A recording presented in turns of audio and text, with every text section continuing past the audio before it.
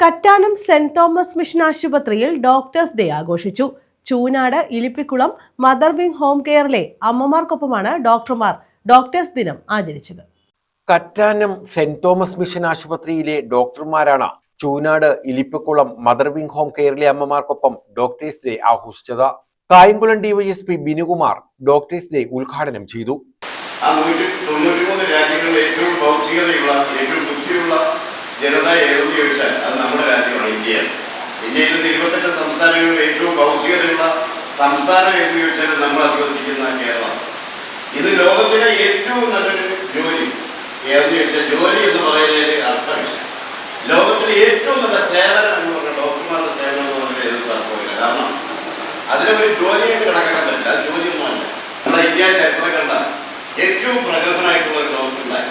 ഏറ്റവും പ്രഗത്ഭൻ അദ്ദേഹം ഒരു ഡോക്ടർ, ഒരു വൈദ്യശാസ്ത്രത്തിന്റെ ഏറ്റവും ആത്മീയ എന്നുള്ള മാത്രമല്ല, അദ്ദേഹത്തിന്റെ ഏറ്റവും ശ്രദ്ധേയം അതിനേക്കാളും മികച്ച രംഗങ്ങൾ വേറെ പല രംഗങ്ങളും. അതിൽ ഏറ്റവും പ്രധാനം ഒരു വിദ്യാഭ്യാസ വിചക്ഷണനായിരുന്നു ആ വ്യക്തി. അതിലുപരി ഏറ്റവും മികച്ച ഒരു ഭരണകർത്താവായിരുന്നു അദ്ദേഹം എന്നുള്ളത്. അദ്ദേഹത്തിന്റെ പേരാണ് ബിലാൽ ചന്ദ്രൻ റോയ് എന്ന് പറഞ്ഞാൽ. Hospital administrator doctor Abraham Mathew അധ്യക്ഷത വഹിച്ചു.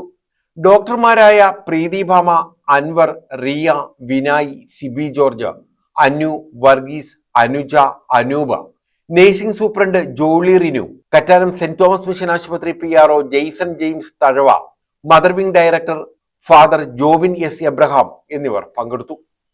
എല്ലാവരോടും ഞങ്ങൾക്കുള്ള സ്നേഹവും സന്തോഷവും.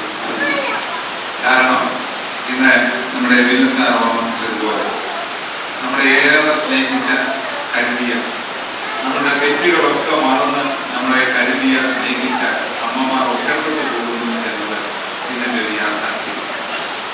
News bureau, Kattanam.